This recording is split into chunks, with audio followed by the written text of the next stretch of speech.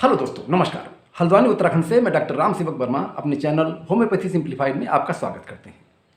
दोस्तों, हम लोगों की नाक से संबंधित 4 मुख्य बीमारियां होती हैं। पहली बीमारी तो होती है कॉमन कोल्ड यानी सामान्य सर्दी जुकाम। दूसरी बीमारी होती है साइनसाइटिस यानी नाक के रास्ते में, नाक के पैसेज में सूजन आ जाना। तीसरी बीमारी होती है नेजल पॉलिप्स, नाक के रास्ते में पॉलिप बढ़ जाना, मस्सा बढ़ जाना या मांस बढ़ जाना। और चौथी बीमारी होती है एलर्जिक राइनाइटिस, किसी एलर्जी के कारण नाक के रास्ते की नाक की सूजन बढ़ जाना। तो दोस्तों, इन चारों बीमारियों में कुछ लक्षण तो कॉमन होते हैं, लेकिन सबके स्पेसिफिक लक्षण और कारण अलग अलग होते हैं। होम्योपैथी चूँकि कारणों के आधार पर बीमारी को ठीक करती है, लक्षणों के आधार पर बीमारी को ठीक करती है, इसलिए इन चारों बीमारियों की दवाइयाँ अलग अलग हैं, सबका इलाज अलग अलग है। तो दोस्तों, आज के इस एपिसोड में हम बात करते हैं कॉमन कोल्ड की यानी सामान्य सर्दी जुकाम की। यदि आपने मेरा वीडियो साइनसाइटिस के बारे में, नेजल पॉलिप्स के बारे में या एलर्जिक राइनाइटिस के बारे में नहीं देखा है तो प्लीज़ अवश्य देखें। यदि आप मेरे चैनल पर पहली बार विजिट किए हैं तो प्लीज़ मेरे चैनल को सब्सक्राइब जरूर कर लीजिएगा, जिससे मेरे हेल्थ रिलेटेड वीडियो आप तक पहुंचते रहें। दोस्तों, सर्दियां शुरू होते ही हमारे यहाँ सर्दी जुकाम, खांसी, बुखार के जो मरीज हैं बड़ी तादाद में आने लगते हैं। इनमें ज़्यादातर संख्या बच्चों की होती है, क्योंकि उनका इम्यून सिस्टम यानी उनका जो डिफेंस मैकेनिज्म है अभी तक पूरी तरह से डेवलप नहीं हो पाया होता है। रातें ठंडी होती हैं और दिन गर्म होते हैं, तो इसमें जरा से भी कोल्ड एक्सपोजर से सर्दी लग जाती है। इसमें छींके आना, नाक से पानी आना, नाक बंद हो जाना, घबराहट, बेचैनी, गले में दर्द होना, खांसी आना जैसे लक्षण सामान्यतः तौर पर देखे जाते हैं। सर्दी जुकाम नाक और गले का कॉमन वायरल इन्फेक्शन है। इसमें अपर रेस्पिरेटरी ट्रैक्ट इन्वॉल्व होती है, यानी अपर रेस्पिरेटरी ट्रैक्ट की म्यूकस मेम्ब्रेन में सूजन आ जाती है। वैसे तो करीब 250 तरह के वायरस जो हैं हवा में मौजूद रहते हैं, पर ये जो सर्दी जुकाम है ये सामान्यतः इन्फ्लुएंजा वायरस के कारण होता है। संक्रमित व्यक्तियों के खांसी, सांस, छींक आदि से हवा में ये वायरस फैलते रहते हैं और ऐसी हवा में सांस लेने से ये सर्दी खांसी किसी को भी हो सकती है, ये वायरल इन्फेक्शन किसी को भी हो सकता है। ज़्यादातर ये संक्रमित व्यक्ति के डायरेक्ट कंटैक्ट से या उसके सिक्रेशन से होने वाली बीमारी है। ऐसे सर्दी जुकाम के मरीजों में करीब 30% तो मरीज ऐसे होते हैं जिनमें खांसी के लक्षण भी देखे जाते हैं। इनमें नेजल सिम्टम प्रोमिनेंट रहते हैं। हमारी मेडिकल टर्मिनोलॉजी में इसे अक्यूट वायरल राइनोफेरिंजाइटिस या अक्यूट वायरल नेसोफेरिंजाइटिस कहते हैं। कॉमन कोल्ड या कॉमन सर्दी जुकाम दुनिया में ह्यूमन्स में होने वाली सबसे बड़ी बीमारी है। यदि इम्यून सिस्टम कमजोर है तो ये किसी को भी हो सकता है, बच्चे, बूढ़े, महिला, पुरुष, किसी को भी हो सकता है और 7 से 10-12 दिन में अपने आप ठीक भी हो सकता है।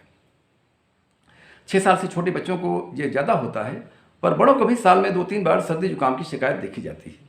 यदि जुकाम से होने वाला स्राव गाढ़ा होने लगे या पीला पड़ जाए तो समझें कि जुकाम ठीक होने वाला है।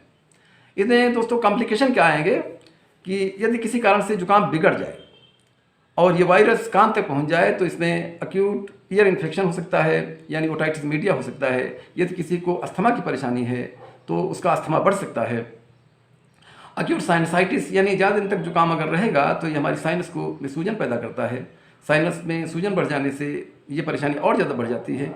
बच्चों में जुकाम लंबे समय से रहने से ये निमोनिया में हो सकती है, ब्रोंकाइटिस में होने का खतरा हो सकता है। इसके प्रिवेंशन के लिए दोस्तों केवल स्ट्रांग इम्यूनिटी ही आपको इसके प्रभाव से बचा सकती है। दुनिया में अभी तक इस बीमारी की कोई दवा नहीं बनी है। कोई भी इसका टीका, कोई भी दवाई सर्दी जुकाम से छुटकारा नहीं दिला सकती।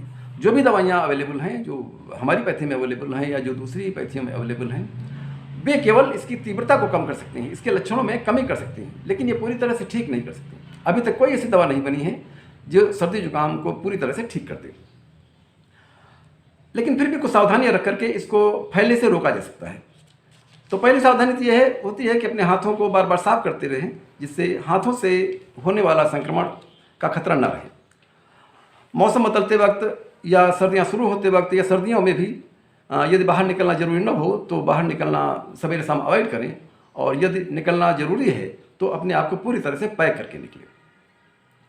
सर्दी खांसी वाले जो मरीज हैं उनसे जो दूरी बनाए रखें, उनके तौलिए, साबुन इत्यादि का शेयर न करें। अपनी स्वयं की देखभाल करें, समुचित व्यायाम करें। व्यायाम ही आपकी इम्यूनिटी बढ़ाएगा। प्रॉपर एक्सरसाइज करें, खूब कार्डियोवैस्कुलर एक्सरसाइज करें, जिससे आपकी इम्यूनिटी स्ट्रांग हो। अच्छी नींद लें और तनाव से बचें, इससे भी सर्दी खांसी से बचा जा सकता है। रोज़ एक बार भाप अवश्य लें, भाप बहुत ज़रूरी है, ये सर्दी खांसी से बचाने के लिए बहुत कारगर उपाय है। अब इसकी दवाइयों के बारे में बात करें कि जो होम्योपैथी दवाइयाँ इस काम में इस्तेमाल होती हैं, वैसे तो इस काम में बहुत सी दवाइयाँ इस्तेमाल होती हैं, पर हम सामान्यतः जो अपने यहाँ देते हैं उसमें पहली दवाई तो होती है एलर-8। इसकी एक एक गोली दिन में 3-4 बार लेनी है, तो पहले दिन से ही आराम होना शुरू हो जाता है। यदि आपको कोल्ड एक्सपोजर से जुकाम हुआ है तो इसके लिए एकोनाइट 30 बहुत अच्छी दवा है। एकोनाइट 30 की 4-4 बूंदें या 4-4 गोलियाँ दिन में 3-4 बार लें, बहुत जल्दी आराम हो जाएगा। इसकी प्रॉपर दवाई है इन्फ्लुएंजिनम 200। इन्फ्लुएंजिनम 200 अगर आप सवेरे शाम लेते रहें तो इस बीमारी का खतरा काफ़ी कुछ कम हो जाता है। पूरी तरह से ठीक नहीं हो सकता, लेकिन कम हो जाता है। यदि आपकी इम्यूनिटी बहुत कमज़ोर नहीं है तो फिर ये बीमारी आपको नहीं होगी। यदि नाक में जलन होती है और बेचैनी और घबराहट ज़्यादा होती है तो इसके लिए आर्सेनिक एल्बम बहुत अच्छी दवाई है। आर्सेनिक एल्बम 30 की 4-4 बूंद या 4-4 गोलियाँ दिन में 3 बार लेनी है। नेटोम्योर भी इस काम के लिए बहुत अच्छी दवाई है। नेटोम्योर की भी 4-4 बूंदें या 4-4 गोलियाँ दिन में 3 बार लेनी है। और इसकी सबसे अच्छी दवाई है फेरमफास। फेरमफास 30 में इसकी 4-4 बूंदें या 4-4 गोलियाँ दिन में 3 बार लें, इसमें आराम आपको महसूस होने लगेगा। तो दोस्तों, ये था मेरा वीडियो कॉमन कोल्ड के बारे में। आपको कैसा लगा? अपने कमेंट्स जरूर भेजिएगा। मिलते हैं दोस्त अगले वीडियो। नमस्कार।